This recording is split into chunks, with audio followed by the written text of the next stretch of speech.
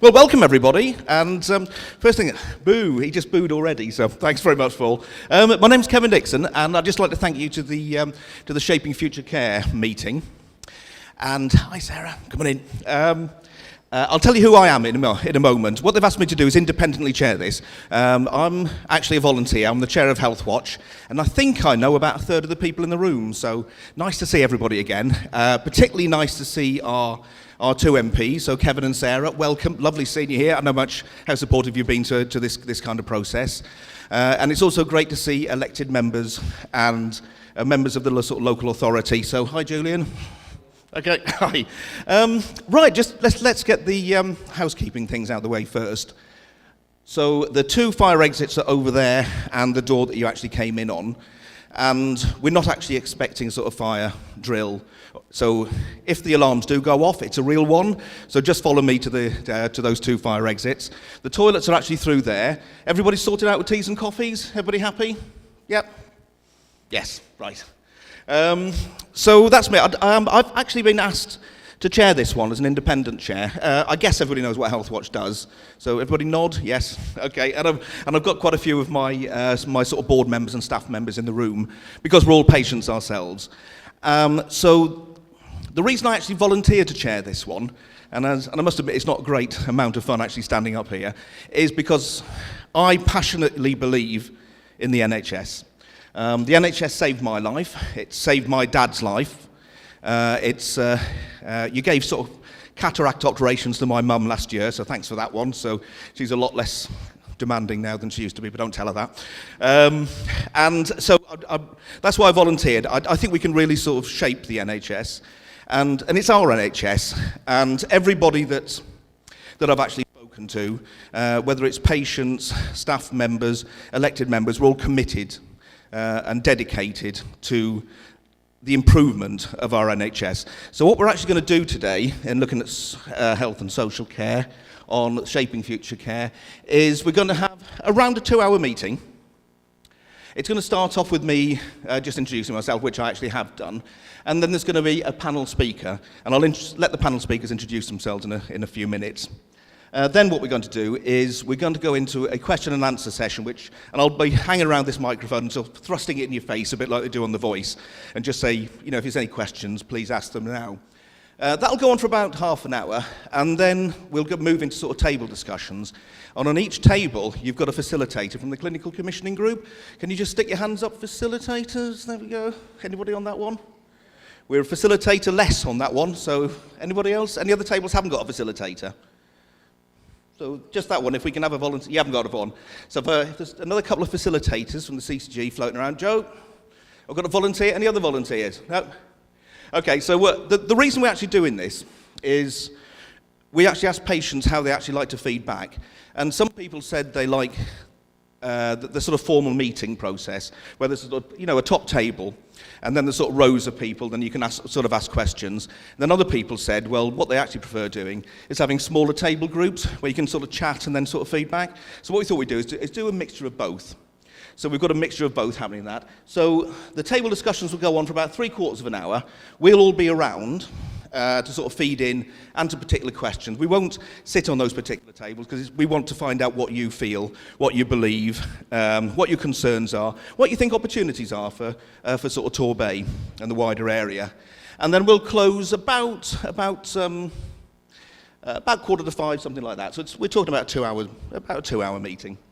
Okay, and so that's me. And what I'd like to do now is just let the speakers introduce themselves. Who's going to go first? I'll go first. Yeah. Hello there, I'm Derek Greatrix. If I can get my chair out the way, I'm a GP and I'm also chair of Southend and Torbay Clinical Commissioning Group. And I'll allow Phil to introduce himself when he does his bit. So I'm going to do the first few slides and Phil will finish off with the next few. And I've gone the wrong way.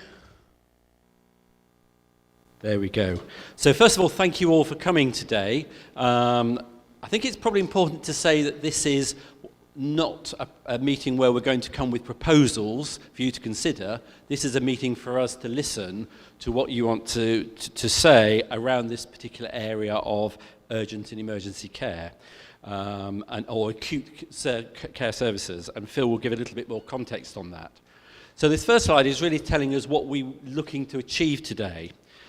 So the first thing is to actually put in context what we are doing in terms of developing this sustainability and transformation plan for the whole of Devon, and I'll tell you a little bit more about that in a minute.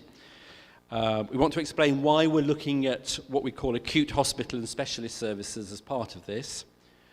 As I've said, we want to hear your views on what's important to you. We also will explain how we're going to use the feedback that you give us to actually help inform the plans that we're making, and then how you can continue to remain involved and contribute as this process progresses.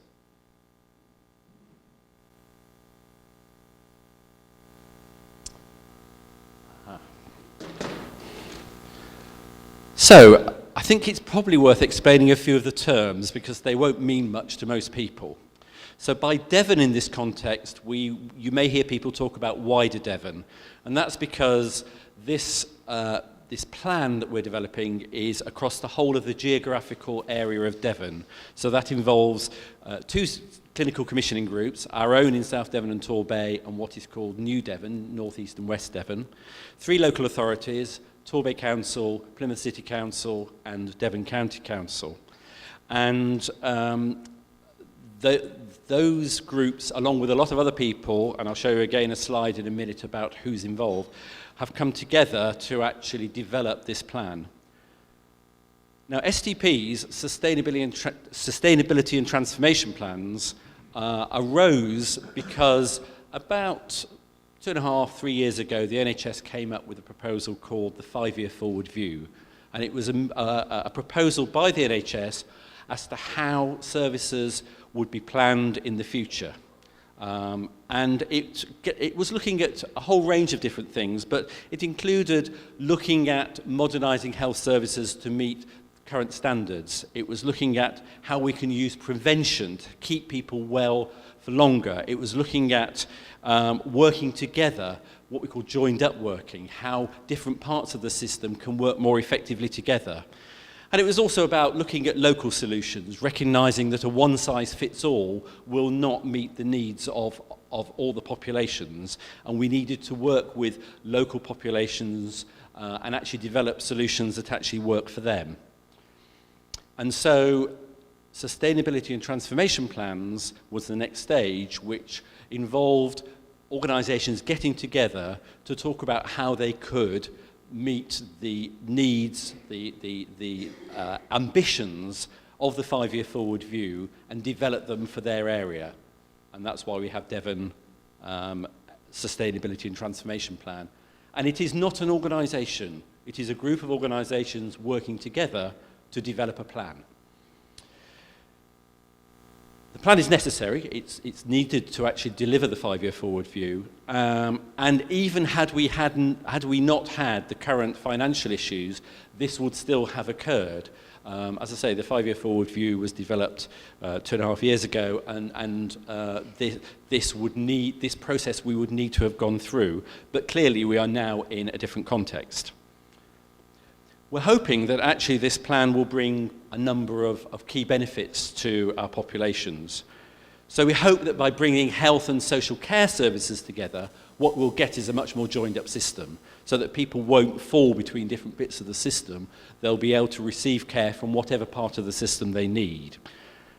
We also know that our population is changing. We know that we are all living longer, that actually we have an aging population who actually just, by the very fact that we're getting older, and I put myself in that group, put more demands on health services because we have increasing needs, and that is a challenge for us. We also know that generally there is more demand on services, partly because there are more things we can do, partly because people's expectations have changed, but demand for health is changing. And also we know that we need to, as I said, modernise the service. There are huge developments in technology which we can actually use to deliver services that make them more convenient for people, more effective for people, and actually we need to be using those effectively rather than doing things as the way we have always done them for 30, 40, 50 years. We need to be moving with the times and actually do things that help people. And two very, very simple examples of that.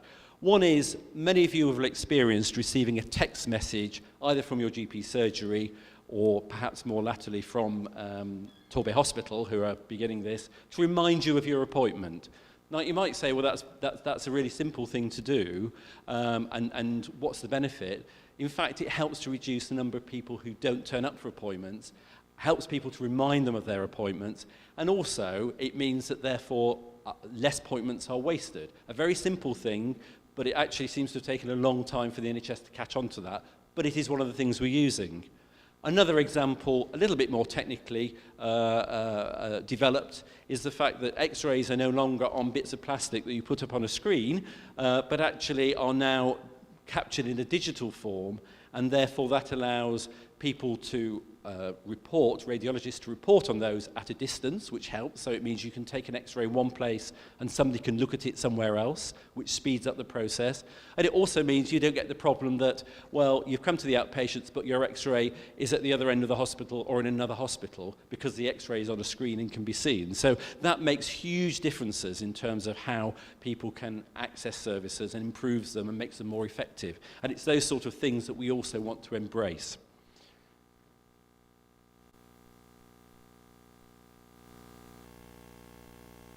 I said there are a lot of people involved in this, and as you can see, there are a huge number of organisations, both people who commission, buy and plan healthcare, and organisations that deliver healthcare.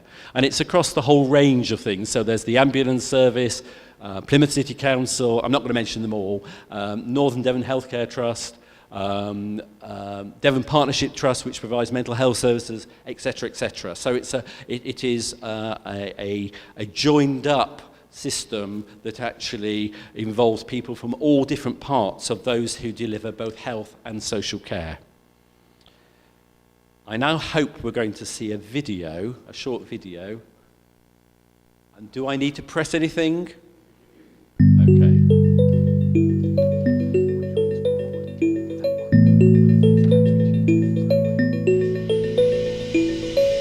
There is already much to be proud of about health and social care services in Devon. Staff work hard to provide good care, local people are relatively healthy compared with other parts of the country, and local organisations already work together to meet the needs of local people.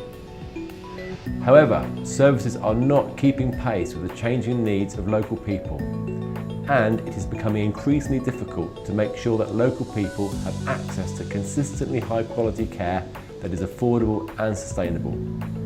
There are a number of reasons for this. People in Devon are living longer, with increasingly more complex care needs that require more support from health and social care services. Some people have more health and social care needs than others. 40% of local people use almost 80% of health and social care. There are 400,000 local people living with one or more long-term conditions, and their needs are complex. Around 150,000 people have a mental illness. Doing nothing is neither affordable nor clinically sustainable. We will be more than £500 million in the red by 2021 if nothing changes. Although there have been some local successes in changing the way services are delivered, there are many challenges facing health and social care in Devon. There are health inequalities across Devon. A person living in certain areas of Ilfracombe is expected to die more than 15 years earlier than someone living less than 2 hours drive away in Newton, Poppleford and Hertford. Local hospitals are finding it difficult to deliver services for some of the most seriously ill people. These include stroke, maternity, A&E and children's services. Less money is spent on health and social care in the most deprived areas. Over 10% less is spent on health care for each person in West Devon compared to North and East Devon, even when age and deprivation is taken into account. There are too many people in hospital beds who don't need to be there. The longer people stay in hospital, the more likely they are to get complications. It is also expensive to keep someone in hospital when they don't need to be there. The main reasons for delay are people waiting for health or social care in the community. Care needs to be more person-centred and coordinated, especially for people with more than one long-term condition. People do not get enough support to be independent and are going into hospital when this could be prevented. This is particularly important for end-of-life care, where most people would prefer to die at home, but only a quarter are able to do so. This is also true for children. There are high levels of demand for child and adolescent mental health services, and there are still far too many children in care or in highly specialist placements, often many miles from home. Services could be run more efficiently across Devon. Tens of millions of pounds is being spent on areas where staff may be able to provide the same quality of services but more efficiently. Too much money is being spent on temporary or agency staff in hospitals. Around 95,000 people with a long-term condition also have a mental illness. These people consume a large proportion of the health and social care budget, but still achieve poor outcomes. They're also more likely to die earlier in life compared to people without a mental illness. There are difficulties with recruiting and retaining staff at all levels, making it hard to provide comprehensive and high-quality services.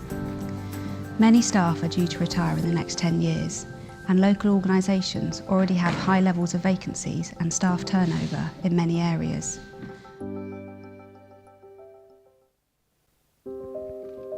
People in Devon deserve health and social care services that are of the highest quality and are delivered as locally as possible. Local people should be supported to take responsibility for their own health as much as possible. If people do become ill, they should sit at the heart of a proactive, person-centred care system. Achieving this kind of transformation with the funding that is available is not an easy task. But by working together, the NHS and social services with other public, private and voluntary sector providers of care can get the best possible outcomes for local people.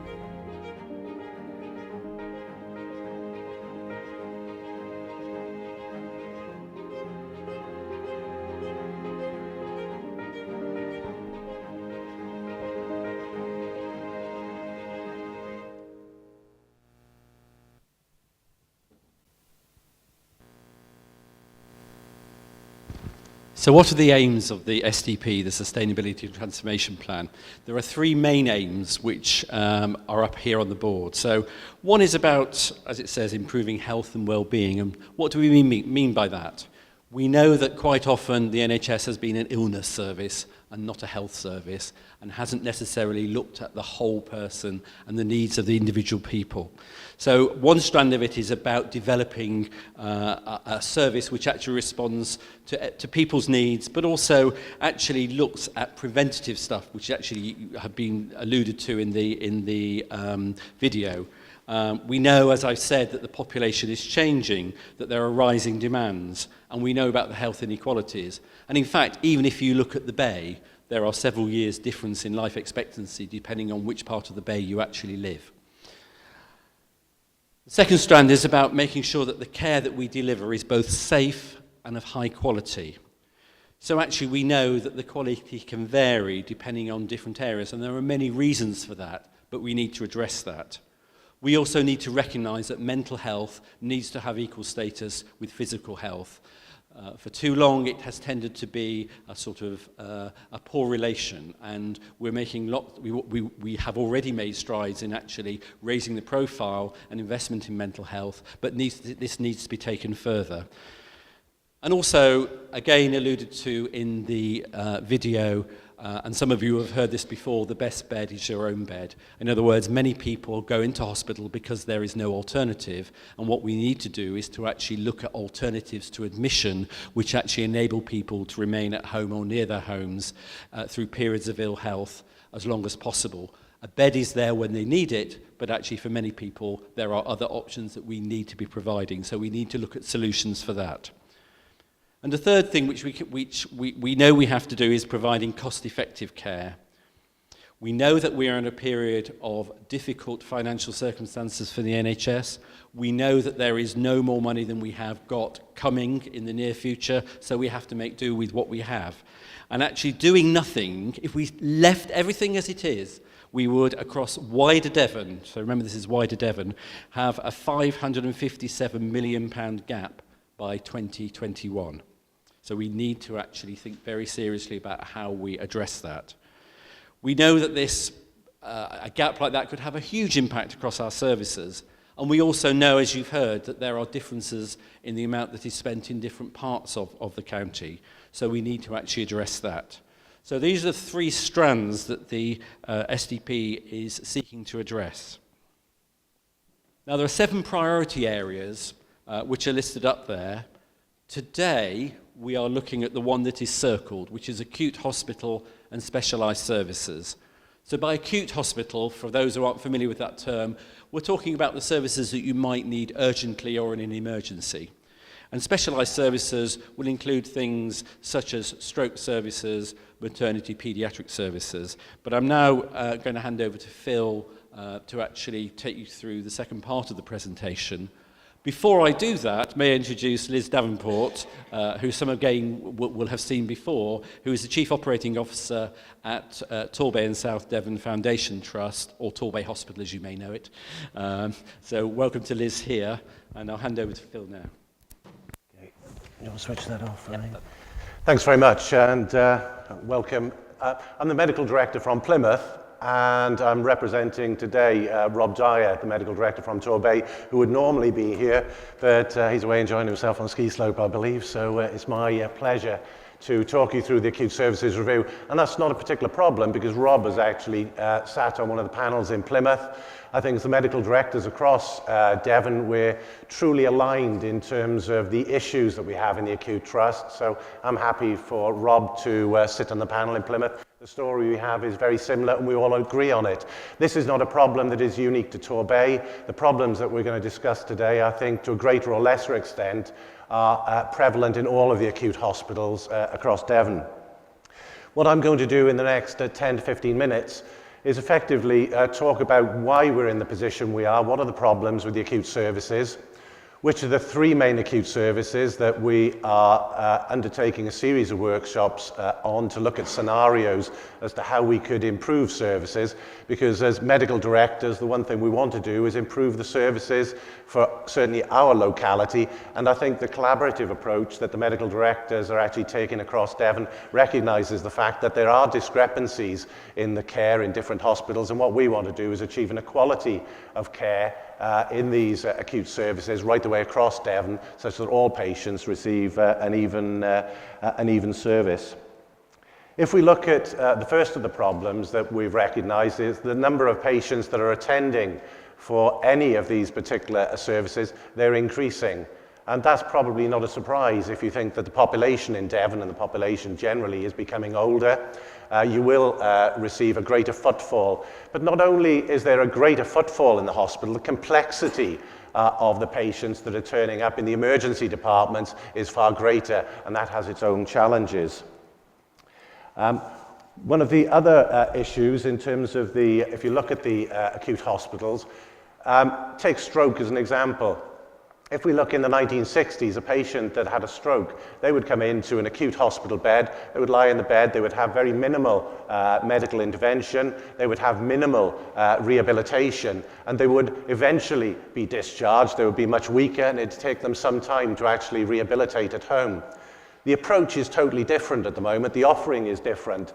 Patients, it's been identified if they have rapid rehabilitation, we can improve their outcomes. Patients are looked after by specialist teams who've been trained, doctors and nurses, to look after stroke patients. Some considerable effort goes into training higher level doctors. There are intensive investigations which are not available in all trusts, which can identify issues that can be addressed and again improve the outcomes. We can dissolve the clot these days, which prevents the brain actually dying as a result of lack of blood supply. And in some of the patients, when the clot is extensive, there are particular groups of physicians across the county who can actually withdraw the clot out of the vessels, again, improving the outcome. So there is a totally different offer. And what we need to do as one of these workshops is actually look at how we deliver that offer such that it offers everyone in every quadrant of Devon the best option. And moving on from that, and it's not a surprise that you would hope that as time goes on, the standards that we try to apply to the treatment that we give patients in Devon increases, and that's just as it should be. And that relates to new treatments, new interventions, and also expectations. But we do have some challenges as time goes on trying to deliver those services and those standards right the way across the patch. And we're looking at, what we'll look at is actually delivering that in a much smarter way. Finally, we have standards, and I'm sure if you listen to the television, you'll know about the 4-hour standard in the emergency department. That is not a standard that is just there to be met because it's a standard. The patients benefit from that. If you look at patients in a hospital, the longer they wait in the emergency department without being seen, their outcome will be detrimentally affected. So that measure is there for a very good reason. And we're struggling to reach that challenge in many of the hospitals in Devon, and that's unacceptable. And finally, and not least, it's the staffing. If you look at any of the departments, and when you look at the services that I'm going to talk to you about today, they have been identified by clinicians, by certainly some of the users, but certainly the clinicians who are very passionate about the services that they provide have identified that there are major issues in their ability to deliver the level of service that they would wish to give to their patients. And that is something we need to address. People have said to us, well, just throw more money at it. You know, give us the money and appoint the people. There aren't the doctors there. There aren't the nurses there. So we need to look at a different way of doing it. If you look at, I can talk about my trust quite easily. We have got consultant posts that we've advertised in healthcare of the elderly 5-6 times. We've changed lots of different ways of trying to attract people, different ways of advertising. There are not the doctors there at the moment, so we have to look at a different way of delivering that service. So that's the background to why we are where we are, and many of those points actually are relevant in all of the specialist areas that I'm going to cover. The first of the services I'd like to talk about, and I'm not going to talk about the solutions, because at the moment all of these workshops are in a formative phase. They've established, and they all go through the same process, they establish the need to change. What are the problems in the services across Devon in these areas? What are the possible scenarios that might deliver a better outcome, working collaboratively, or even as we are? And at the moment, we're in a phase of taking some of those scenarios and actually looking at them from staffing perspective, costs, as to if they would work at all. So we're working through those. What I can take you through, and what we will take you through after I've introduced you to the 3 areas we're looking at, are the criteria we're using to determine whether or not any of these the solutions might work. And what we'd like you to do is to look at those criteria, and in the workshops, give us your feedback as to whether or not you think we should be doing something slightly differently around those criteria, or we've missed some of the criteria. So if we look at the emergency services review, this includes 3 areas: emergency departments in Devon, acute surgery, acute surgical admissions in Devon, and acute medical admissions in Devon. The backdrop to this is that we, at the moment, you're probably all aware that 5 days a week, the medical and surgical teams will work in their wards, they'll do their ward rounds, and on the weekends, frequently, there is an on-call team that see the sickest of the patients. The challenge within the NHS over the next 2 to 3 years is develop what they call 7-day working. And 7-day working means that whichever day of the week you would pitch up in the hospital, Monday, Saturday or Sunday, you will see the same medical and surgical team doing the same ward round with the same access to interventional and diagnostics. So it doesn't really matter which day you work. And the reason they've done that, and the reason we've been trying to sort of cover that for years, is that it is both unfair, unsafe, and the outcomes are detrimentally impacted if you operate different levels of service on different days of the week. So there is a challenge in us delivering that in all hospitals. So this particular group is looking at that particular area. One of the other things that happens, particularly in acute medicine, to a lesser extent acute surgery, is you can see the bottom point there, inappropriate transfers of care. And I think Derek alluded to this in the introduction, in that the hospital is seen as a place of safety. And Friday night, for example, general practitioner is, and it may not be his patient, sees a patient out in the community, may be unfamiliar with them, complex needs, can't get hold of any of the social care teams, and under those circumstances, with a patient with problems, they may get admitted to the emergency department. The emergency department has no background, and under those circumstances, that patient will be admitted and will spend 4 or 5 days in hospital until they've worked out what's going on. In another world, the world that we're looking to develop, there is a single point of contact, there is a rapid response team. That patient with complex needs will already have a plan of action. If they have dementia, if they have a chest infection, this is what would happen. And the rapid response team will actually address that patient's needs. That patient will never come into hospital, and that is the correct approach.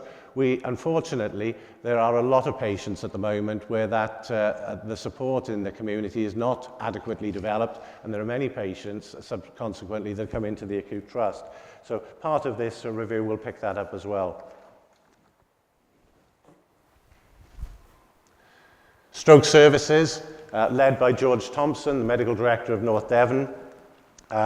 This service in particular has rather scant resource in a number of hospitals. The expectation is that every patient who has a stroke within the first 48 hours will be reviewed twice daily.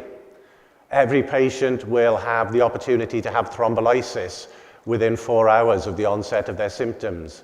Every patient that potentially has a more extensive clot has the opportunity to have that clot extracted, thrombectomy, and that will be done at Plymouth, where we have a neurosurgical centre.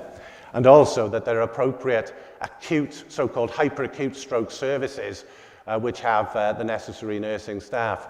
This particular group is again trying to determine what the best shape of stroke services would look like in Devon, and then apply a system which will actually deliver that, such that everyone in Devon gets the opportunity to have those treatments and have a better outcome, which is the ultimate goal. Rob Dyer, Medical Director from South Devon, is leading the last of the groups, what we call the big three, maternity services, pediatrics, and neonatology. These are all linked because there are critical interrelations between all of these services. They feed off one another, so they've been looked at together. There are staff shortages again in this area, as there are in many others.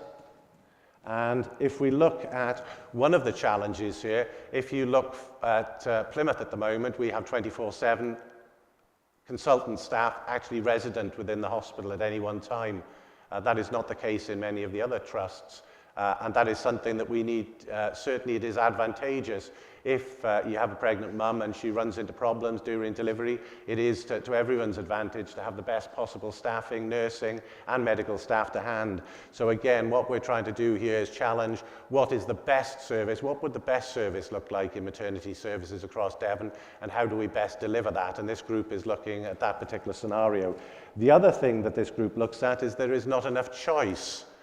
And in particular, if we look at maternity-led units, there is a benefit to having maternity-led units. If you look at the data, far less women proceed to have caesarean sections in maternity-led services than they do in medically consultant-led services. And that's beneficial, to be perfectly frank. You do not want a caesarean section if you can possibly avoid it. The other issue is when you have a maternity-led service or midwife-led service, it needs to be appropriately located such that it can call upon medical support and resource if it actually needs that. So over the next few weeks, all of these groups will be coming together with their scenarios and options and hopefully delivering something up which will improve the services in all of these areas. So, what we'd like you to do today, we have developed a series of criteria against which we will judge all of the services and the scenarios that are being developed to deliver what is best in Devon in these services. We'd like your views on these criteria, and they are these. We make no excuse for putting safety and quality at the top. Just for your peace of mind, all of the workshops have heavy medical leadership. They're led by a medical director.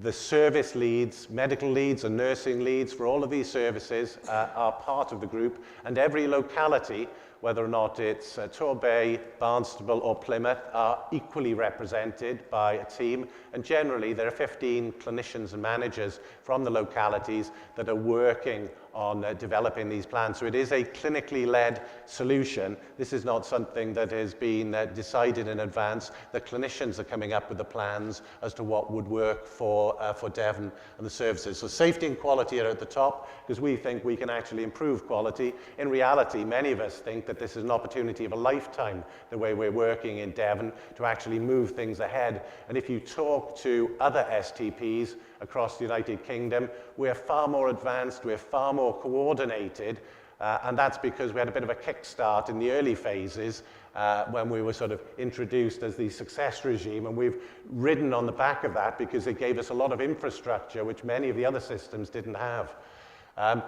Access to service, very important, and it's a real challenge as you move out into the periphery of Devon. This is something that we do have to take into account, and we have to look at what sort of services we're looking at and what impact time and travel times would have, and that is something which is quite relevant. Service sustainability. What we can't do is come up with a solution which doesn't address the issues of sustainability. If, for instance, we have only got one consultant in a particular hospital, that is not going to deliver a service that is either sustainable or valid in the future. What we might have to do is to look at other options whereby we look at innovative ways of combining hospitals, making joint appointments between, for instance, Plymouth and Torbay, where you ride on the brand of one particular hospital. You offer differences of employment, which are really different options. And I think everyone is really engaging in this, working as a network rather than working as individual trusts. So that's something which is very important. Training. The NHS in future years will allocate trainee doctors according to the quality of training that you have in a particular trust. If you've only got one doctor, one consultant in that trust, that will not be delivering high quality training. They will take the registrars away, the junior doctors away, and that will further impact. So we really need to look at the sort of the quality of the service that we can offer, such that A, we get as many trainees as we can, because they support the infrastructure of service delivery. And so we're working with the deanery. The deanery is the structure, the educational structure that allocates trainees throughout Devon to try to work this out. Cost effectiveness. Derek has already pointed out that we are, or would be, £550 million in the red if we continued in this direction. Now, we can appoint consultants if we can appoint them to attractive jobs. And we would still save money, because at the moment we are paying ridiculous amounts of money to employ locums. And the locums are, to be perfectly frank, not as good and as reliable as doctors that we could appoint and keep down here for long periods of time. So there are of improving cost effectiveness. Patient choice. Patient choice in the acute setting of what we're just discussing today, maternity, may relate to midwifery-led centre versus a consultant-led service, but in other areas such as the emergency department, acute surgery, choice is not an issue here. It's more an issue in elective services. And finally, user experience. Well, we think we can improve the user experience. We think we can cut down the waiting times in emergency departments. We think we can improve the amount of time people will wait for their emergency surgery. And also, I think with improvements in rehabilitation in hospitals, we can improve the amount of time the patients have to spend in hospital needlessly as a result of waiting for various forms of rehabilitation, which can be accelerated. So they are the criteria. If we've missed any, or if there's anything you think we should emphasize, we'd be happy to do so. They were in no other order. And with that, really, I'd like to welcome the Chair to ask for questions and answers. Well, thank you very much for that, much appreciated. This is pretty much a half an hour of open session where you can make comments, ask questions. If you could use the microphone, because what we're doing is the gentlemen at the back are actually recording this, because we really don't want to sort of miss anything that anybody says. So just put your hand up and I'll come to you. The other thing, I'm not going to stop anybody making any comment or any question, but if I can just ask people to make it as short as possible. And I've got one hand up here from Julian. Julian. Thank you. So it's Julian Parrott. I'm the Mayor's Executive Lead Counsellor for Adults and Children here in Torbay. There's two questions I'd like to put, but first of all, to frame it, Phil, you said that the problems are not unique to Torbay, but of course Torbay is unique. So, you know, there are some issues that I think need teasing out. There's a worry that was expressed at a meeting of councillors that I was at yesterday. There's a belief that STP is simply about saving cash. The STP target of £500 million in savings argues that loud and clear in some people's view. And I stress that's not necessarily my view, but it's a view that I'm putting across as a councillor. Residents see physical resources, respite homes, community hospitals, beds, and now acute services all moving out of the Bay. And the worry is that the Bay is viewed as something of a backwater, with Plymouth, Exeter and Devon taking precedence despite the profile that we have of deprivation, age profile, young people's mental health needs, and which all go together to make us a big demander. And I just wondered what your views on that was. But my second question is very, very straightforward. My personal worry is that even STP is a reactive policy, and we as a community are still not having, and this is something with the MPs might have a view on, we're still not having the honest discussions we need to have about the long-term future funding and the long-term capacity of the NHS. Thank you. Thank you, Julian. I suppose as a local CCG lead, that falls to me to answer that. There's several things in that question, so forgive me if you have to remind me what some bits of it are. I think I'll start with the one about the fear of Torbay becoming marginalised, neglected, etc. I think one thing we can say is that you have a clinical commissioning group which actually covers South Devon and Torbay, which is separate from the rest of Devon. We are working very closely with the rest of Devon as part of this plan, but we have very much the interests of our local area at heart. And actually the STP recognises that although there is a need for an overall strategic planning, so planning at the level of wider Devon, that actually what is equally important is what we call place-based planning. So in other words, the STP recognises that there are 4 areas in Devon which essentially are north, south, east and west. And our bit is the south bit. And that there will need to be services that are specific to those areas which meet the objectives, the outcomes of the STP, the aims of the STP, but actually deliver for that local population, but will be tailored to how things are in that local area. So we know even within our own area that the needs of somebody living in Buckfast-Lee will be delivered differently from somebody living in Paignton because of just of sheer geography. And therefore we know even within our patch we have to deliver services in a slightly different way. And that's also recognised at the STP level. Things in South Devon and Torbay may look different from how they do in Plymouth or how they do in North Devon. So I think there is a very strong sense of place as part of the STP, and the local CCG and providers in this area will also be very keen to actually deliver that, but within the context that we must achieve a plan that works for the whole population of wider Devon. So that was the first bit. There was the issue around finances. I mean, in terms of finances, working for a local authority, I mean, local authorities have had tremendous cuts in finance, and you have to work within what you are given. and therefore you have to look at different ways of doing things. So Torbay Council will be very familiar, as will Devon, as will most councils in the country, if not all, be very familiar with the need to actually redesign services, deliver them in a different way, commission them in a different way. And in the health service, that is no less an issue for us. We are given a budget, we have projected budgets for the next few years, we know what it will be this year and next year, so that's 17, 18, 18, 19. We're told what it's likely to be, and we are told that is it. You will not get any more than that which you are to be given, and therefore you must deliver the services you are doing within that. So one of the things we know is that that we need to reduce duplication, we need to actually work together with people to actually design services that work more effectively.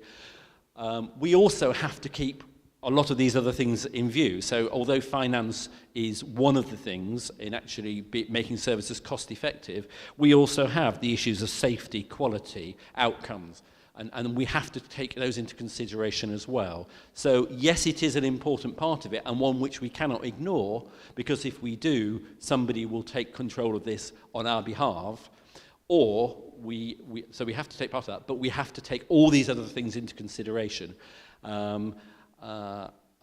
I'm not going to use the name, but actually somebody said nobody realised healthcare could be that complicated. Well, actually, we know it's that complicated, and we know that it is very, very complicated to deliver, and there are lots of different strands to it.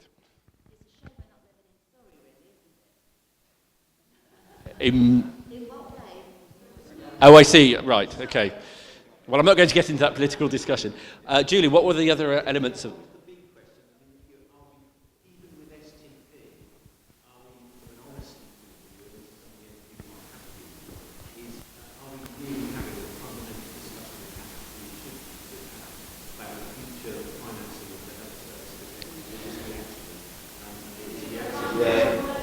Question before you mark. So, yeah, the question's quite straightforward, really. It's whether or not we are really having the honest discussion that we need to have about the long-term funding of the health service through STP or not. And also, of course, we're not having I don't believe we're having the honest discussion about future capacity either. But there you go.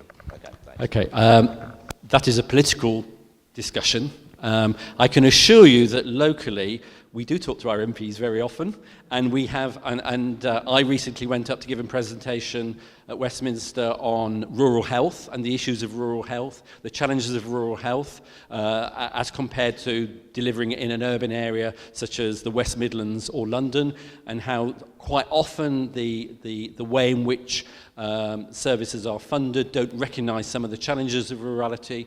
So there is, I don't think that we are slow in coming forward in actually making that voice heard, but fundamentally the decision about how the health service is funded is not something I personally can actually affect. That is for our elected representatives and the electorate to actually make those decisions and have those discussions. I think you're right that we do need to be very honest about what we can afford to do and not afford to do. And there will be some decisions that we have to have that very honest discussion about. But at the moment, we are looking at options and how we can keep going what we know we have to deliver. And there will be certain, quite a big core service that we have to deliver, and we know that that is a absolutely essential. Did you want to say something? Yeah, I did. Just if we just concentrate on the acute services review, the acute service review is not about saving money. The acute service review is about actually improving the services. These services are wildly deficient in a number of areas, and we want to try and sort that out. So there are other areas of the STP. If you look, I've got a couple of lists here. There's elective care program, there is bed-based care. Lots of the savings are in those areas. We are not expecting to save large amounts of money as a result of the acute services review, but we don't expect to spend more. At the moment, if you look at the acute services review and look at the emergency department, surgery, medicine, we're spending large amounts on locums. If we can actually improve the offer and the model, we will actually save money, but that is not something that is even discussed at the moment. We're trying to determine what the best model is and deliver the best care for Devon. So money is not a driver. Yeah, we will. Oh, just one other, sorry, just one other point. In terms of services going out of the bay, We've not started with any predetermined ideas. The clinicians have started with the principle of how to deliver a service, and they're determining what it is, okay? So there's nothing predetermined at all.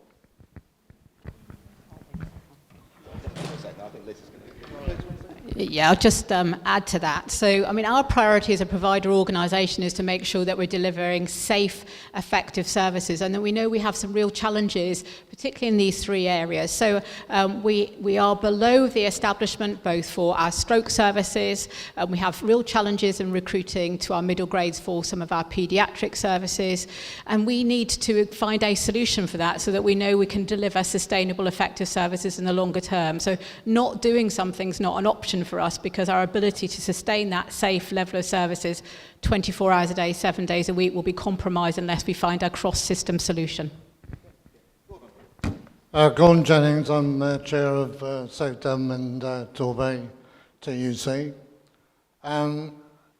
There's a lot of things that we're unable to answer this afternoon, but my main worry is one of your partners, South Devon and Torbay CCG, are coming up forward with plans, and I'm just worried that you're going to do the same thing.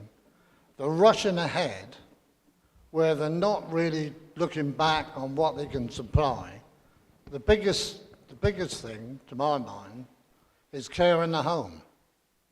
We no longer have large families to support that side of things, and out of your own mouths, you cannot say that you've got enough staff. You can't keep your staff because of the way they're treated and the poor wages they're going. I also feel that from a financial point of view, none of you are looking inwards. You've been saying about agency staff and all the rest of it that we've had to bring in, when I know what's been happening through your partners, where nurses have had to reapply for their own jobs, and 2 wards have been closed because of that, and the word's coming out, we can't run these wards because we haven't got enough staff. So what game are we playing? And the last thing is, I think we're being sold a pup in this area, and have been for years. I'd like to know what we get per head of money down here as opposed to the rest of the country. Thank you. How much money per head we have here compared to other parts of the country?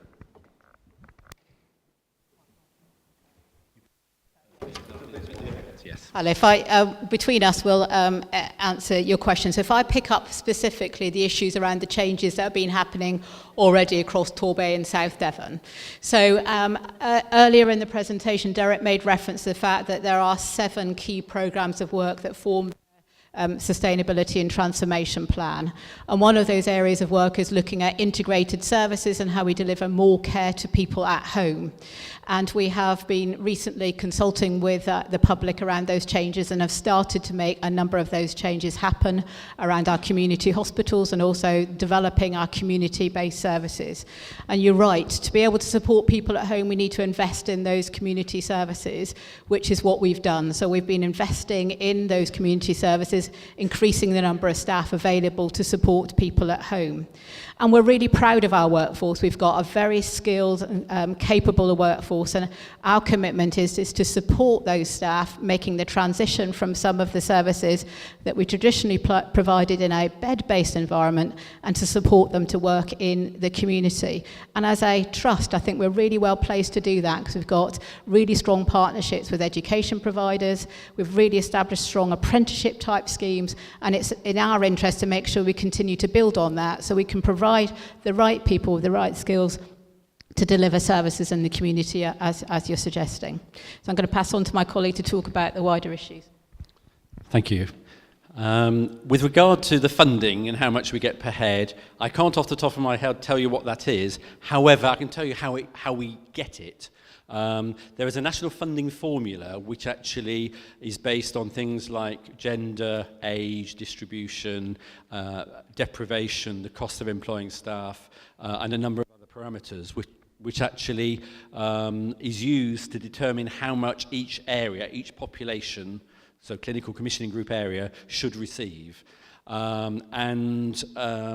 So therefore that's what we get, which in this area for South Devon and Torbay is roughly about 400 million per year. However, there is a fair shares, if you like, amount, and one of the things that we have been told is that we are over our fair share, but to the tune of about 20 million per year. So the amount of uplift that we get each year is actually reduced to the minimum in order that we catch up with everybody else, because we are being told we are spending 20 million of somebody else's money. So that's what we're being told as a local community.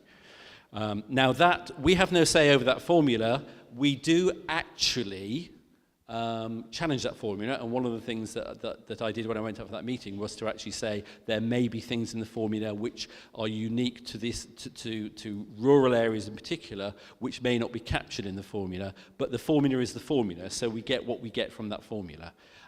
It's similar for GP practices. GP practices have a formula which determines what their funding will be. And there's also a formula for what are called specialised services, which we as a CCG don't commission. They're the very, very specialised stuff, such as specialised cancer care, specialised surgery, are two of the examples. And those are actually administered by NHS England at a sort of a wider scale. But all of those have formulas behind them. And that is a decision made at NHS England Department of Health level, not something that we have any influence over. Did you want to say anything, Phil? No?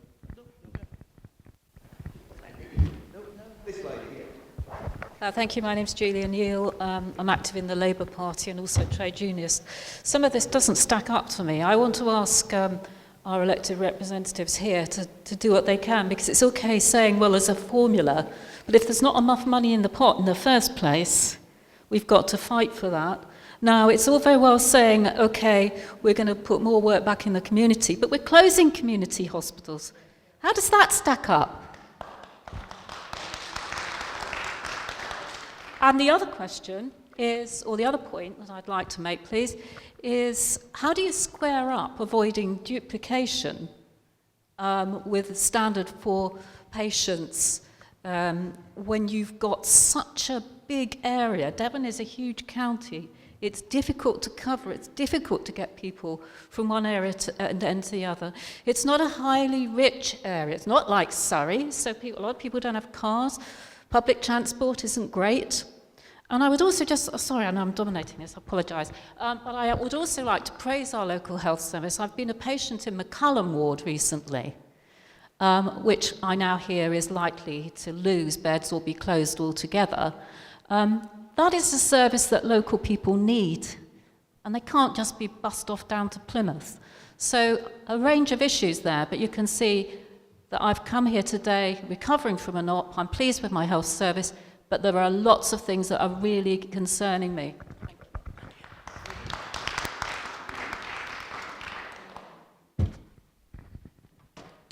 So if I just pick up first your latest point around McCullum ward. So first of all, thank you for the feedback. I know the staff will be pleased to hear that, and certainly we have a great pride in the service that's provided on McCullum ward. The bit that we just need to be really clear about is that the McCullum ward and the service that is provided at McCullum ward will continue to be provided at Torbay and Torbay Hospital. What we're doing is making some changes around the configuration of how we use our bed-based care. So the service that's provided in McCullum ward will continue to be provided, but in a different environment, but by the same team that were providing that care on McCullum ward. So it will continue to be provided. I wasn't sure whether the first part of the question you said about addressing it to our elected representatives, so I wasn't sure what...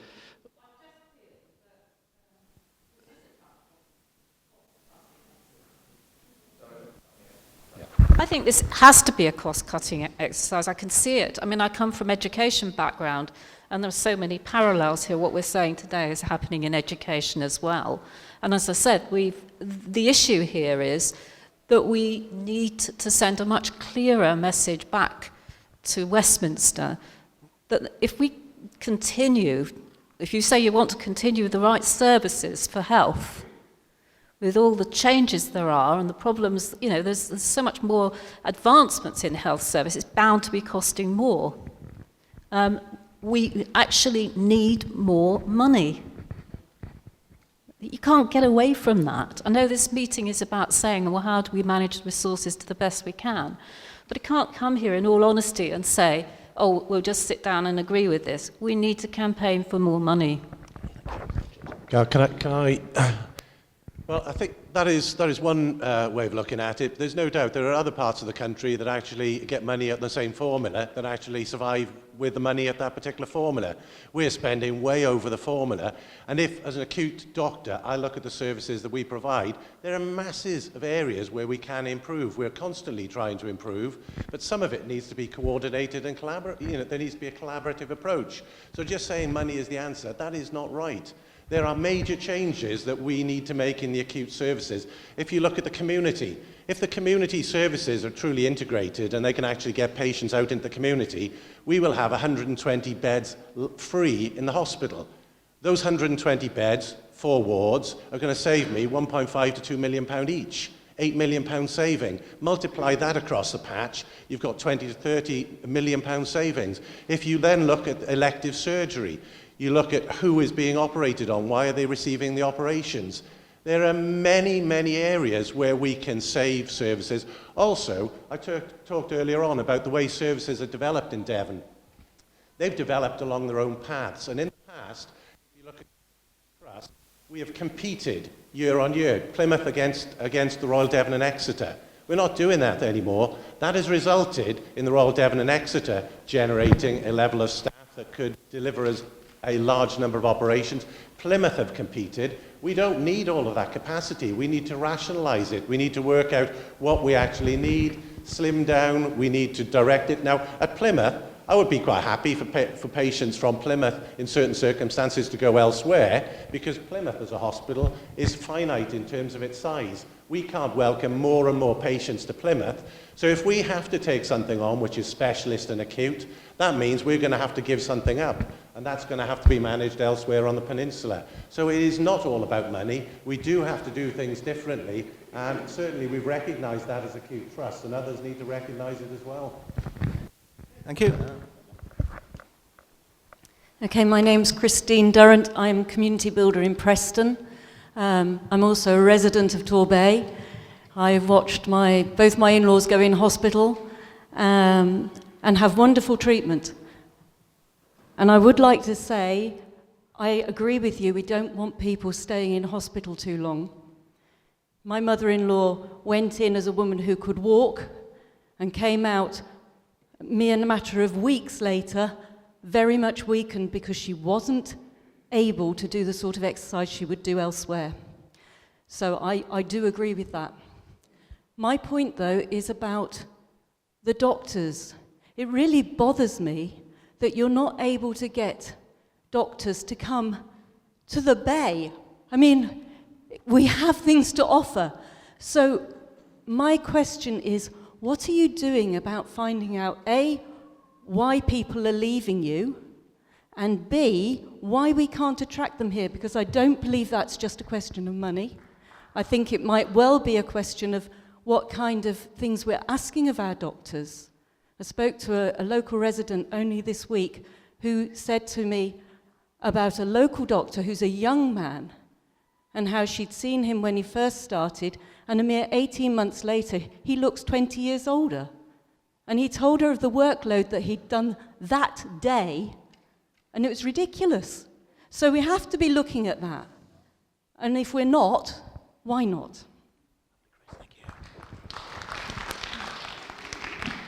I think there are a couple of things to say there. I think we agree as well. I think it's a fantastic place to live and work in the southwest. I think what you wouldn't realise, but I probably do, is that the fill of hospital consultants, certainly in the southwest, is far greater than anywhere else in the country. So that, to a certain extent, we do benefit from it. And if you look at places in the Midlands, for instance, Birmingham is really in a dreadful state. They've got far more locums than we have. They've got far more unfilled posts. So we do benefit from where we live. We certainly, and I think the other trusts will, when we have people leaving, we ask them why they're leaving. And really what they're looking for is, it's a buyer's market. At the moment, there are a lot fewer doctors out there than there are posts. And doctors will look at what they can get. And what I was saying earlier on is, for instance, let's say Plymouth and Torbay working together to put an offer together for doctors that is actually truly attractive. It looks at doing research. It looks at specialism. At the moment, if you look at possibly a post out in a peripheral hospital, they may have to do quite general tasks. Doctors coming out of training have specialist interests, they have ambition. So I would agree with you entirely. We have to put an offer together that is ambitious, that gives them an opportunity to look to their future and develop. And I think that's what we're doing within the SDP. And if you look at some of the solutions that will probably come out of this, I think it'll be that sort of collaborative approach to joint appointments across the peninsula, which will probably offer a much more attractive option. Money isn't the option, I would agree, because if we look at what happened when we were trying to appoint healthcare of the elderly consultants, you can escalate rates within a fairly, we've got an incremental range, but that doesn't necessarily bring people into the post. It is lifestyle, and I think we are lucky, but I think it's also the quality of the job. In terms of the junior doctors that you refer to, you're obviously all aware of the junior doctors contract that has recently been crafted, and there's no doubt within that there are very strict rules and regulations in terms of the amount of hours that they work.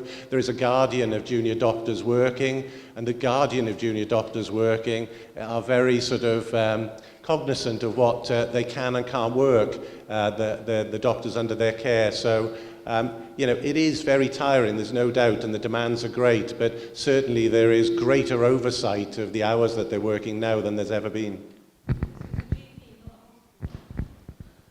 Oh, there we go. Yes. I suppose as a GP, it's for me to answer that. I think the first point I'd like to make is that what's the most important resource the NHS has? The most important resource is not buildings, it's not equipment, it's the staff that work within the service. And unless you have staff who are happy in their work, who are fulfilled in their work, who are supported in their work, who feel that they're working in a safe environment, delivering good quality care, then you are not delivering the right sort of service. And therefore we have to value our staff, support our staff, and they have to be nurtured. And it is a very difficult time for many people within the service. And if we look at primary care has been under a lot of pressure, as have our hospital colleagues. The whole NHS is under pressure.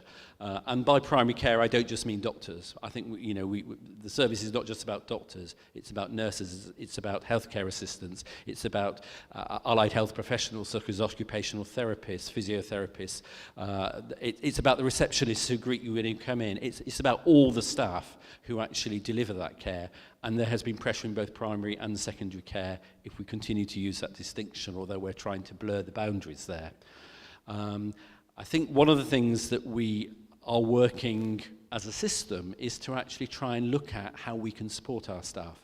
And we've worked with, as you know, GPs are independent contractors, but we've been working with local practices to actually look at how they can address some of the issues of delivering that ever-increasing demand, different ways of working, introducing different kinds of people who can help as part of a team. A GP doesn't work in isolation anymore. A GP works as part of a team, which is not just doctors and nurses, but it's some of the other people. We have pharmacists in practices. We have healthcare assistants in practices. We have health navigators in practices. And actually, some of the work that's being done, our local trust here has been working with the local college to actually develop training opportunities so that local young people can actually be skilled up to work within some of these posts. And those are the sort of things that we need to be encouraging as part of this plan. It's not the whole part, but actually, I will come back to where I started, which was that the staff, the jewel in the crown of the NHS is the staff who work within it. Okay, thank you very much. We've got about 5 or 10 minutes left, and I wanted to go to Paul and then to Sarah and then to this lady, and then if we won't be losing anything. We will be coming back, but I'll give you the last shout. So, Paul? It's Paul Raywell from the local TUC and the GMB. Basically, I was just going to make a point that the internal market that you're still working under has cost billions of pounds. So, basically, wouldn't it be better to abolish both CCGs and actually set up a Devon-wide health authority and have the health service run like it should be run from one base, by a set of professionals. What's your view on that? I do have a view on that.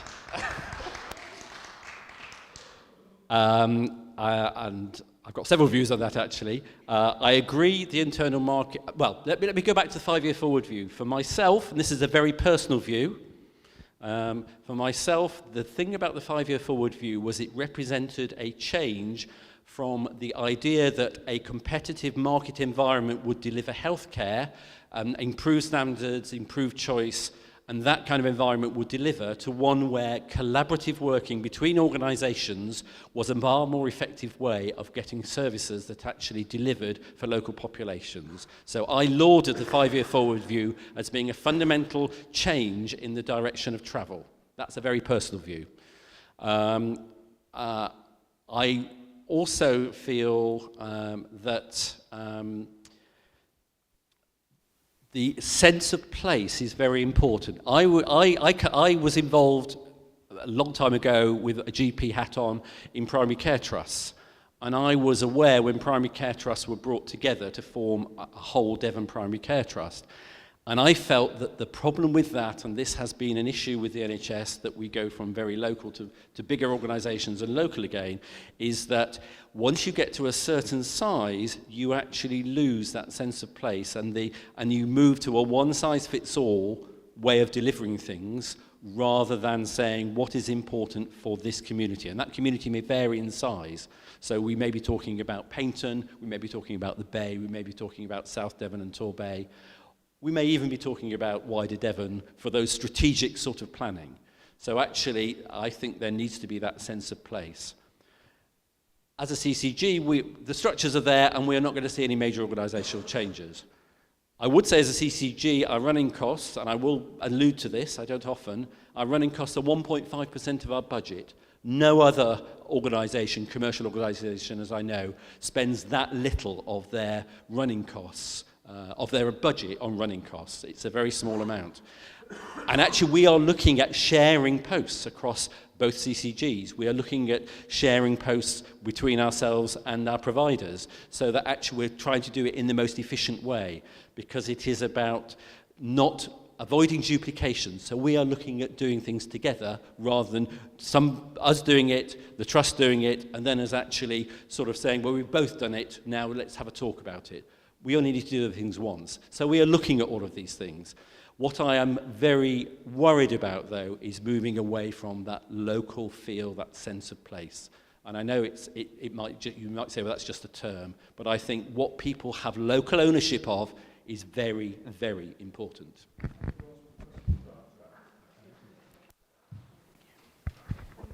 Should I just come stand here so I've not got my back to anyone? Just to say some good news for you on that, and if you look at the words of Simon Stevens, he has effectively said that the good thing about STPs is that they'll take us away from the internal market, away from these endless contracting rounds, which waste a huge amount of energy and time, because I quite agree with you on that. So have a look at what Simon Stevens himself has said about that. I think you'll be very encouraged. Just to say, I mean, you may have heard what I've been saying as one of the local MPs and chair of the Health Committee about the need to increase the size of the overall cake and to increase the size of the share that we get and the way that the funding formula operates. But I don't want to dominate the meeting talking about what I do in Parliament, talking about those things. I'm very happy to talk to anyone afterwards who wants me to do so. I'd just like to comment, to say I absolutely agree, it's not just about funding, it's about workforce, about how we value and retain our workforce.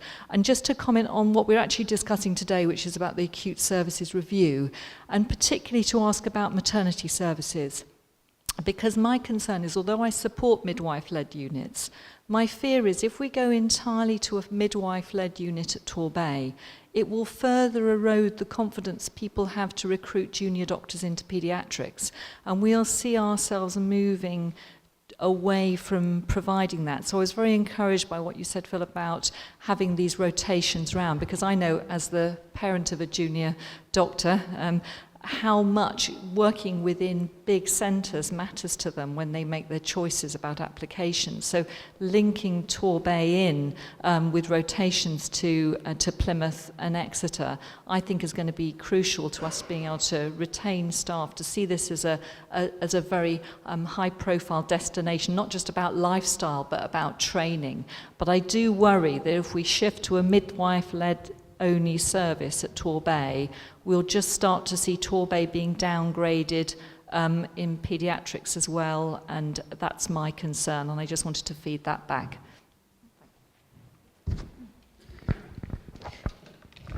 Thank you. So I think thank you for your comments, and I entirely agree that our workforce is our greatest asset, and we are really proud of our workforce and want to continue to develop that workforce going forward, as we've made reference to earlier.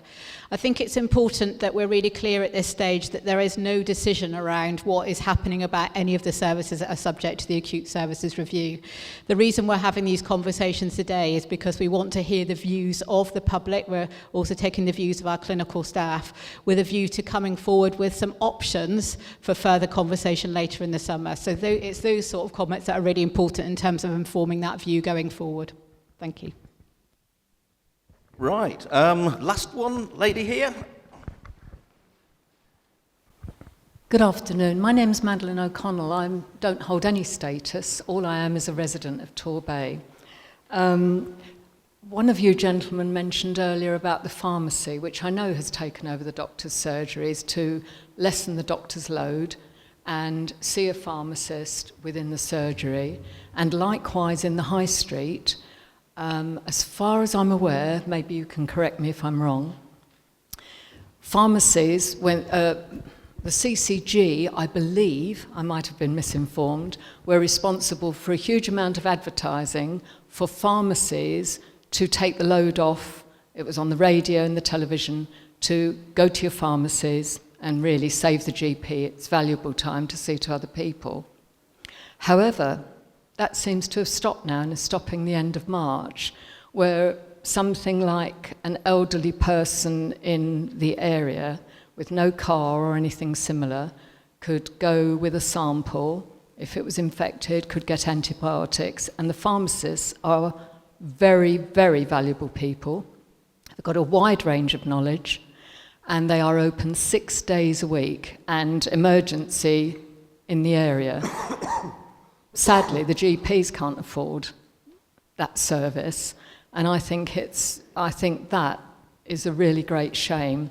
On the back of that, I would like to, the lady that's just spoken about the midwifery situation and Torbay birthing, I'm well beyond that age now and don't have to worry. However, I think that would be an absolute catastrophic thing if that happened in the Bay, when you could have an ectopic pregnancy or anybody rushed in the whole of this size to Torbay to not have a good service. I really think that would be catastrophic. Thank you very much. Okay, thank you for your comments. I just emphasise what's been said already, is that no decisions have been made. At the moment, the options are being looked at as to how we can make the service that's delivered as sustainable as possible. And actually, so no decisions have been made, and your views will be listened to. That's with regard to maternity services. As far as pharmacists go, yes, I agree. Pharmacists do deliver a valuable part of the whole healthcare. We've been encouraging people to actually to do more sort of self-help and actually use other options for advice and help. I'm not aware of a scheme being stopped, so that's the first thing, but I will check that when I get back to the CCG. We don't directly commission pharmacists. We employ pharmacists who work in practices, and practices also employ pharmacists, and we have been working in conjunction with pharmacists about some of this self-help stuff, but we don't directly hold the contracts with pharmacists as a CCG. That's done in a different by a different organisation. But I will take your point, and because that is part of our strategy, is actually encouraging people to take more control of their health and actually be able to do these self-help things as part of looking after themselves. So thank you for that. Yeah. Well, we can certainly find that one out and come back to you.